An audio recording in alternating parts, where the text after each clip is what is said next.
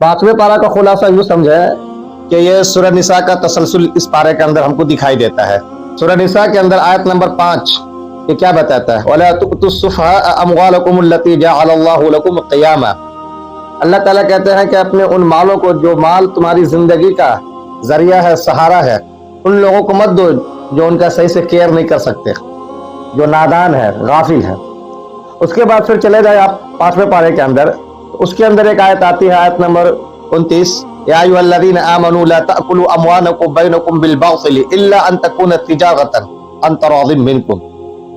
यहाँ ये पता चलता है कि अल्लाह ताला कह रहा है कि अपने माल को नाहक तरीके से एक दूसरे का नुकसान न करो, मत खाओ, तिजारत के जरिए माल को फरोग दो, आपसी रजामंदी के साथ तिजारत करो।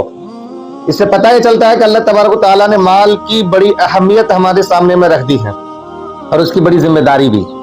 एक तो है कि विरासत के जरिए माल आपको मिले, तो उसको कैसे आगे ले जाना है, तो तिजारत की बात आ रही है और उसके अंदर ईमानदारी बरतनी है। इसी के साथ साथ माल तुम्हारे लिए एक जिंदगी का अहम जरिया है। जिंदगी के बहुत सारे काम हमारे आप देखें जाकर के, तो वो जाकर के माल पे ही मौकूफ दिखाई देता है। माल अगर ना हो तो काम नहीं हो सकता।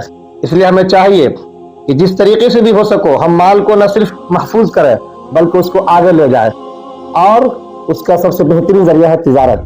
इसलिए तिजारत को हमें बहरहाल निसाब के जरिए हो, घर के माहौल के जरिए हो, अपने छोटों में फरोग देने की ज़रूरत है, उसका सेंस पैदा करने की ज़रूरत है।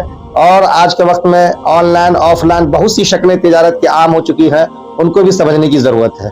जब तक ये सारी चीज़ें नहीं बताएंगे, ना तो उनके अंदर इसका शौक पैदा होगा, ना बाप दादा की जो प्रॉपर्टी विरासत उनको मिलेगी, तिजारत के जरिए वो आगे ले जाने वाले बन पाएंगे। इसके साथ साथ फिर नमाज के, वजू के, मियाँ बीवी के बहुत सारे अहकामात है जो इस पारे के अंदर आपको देखने को मिल जाते हैं।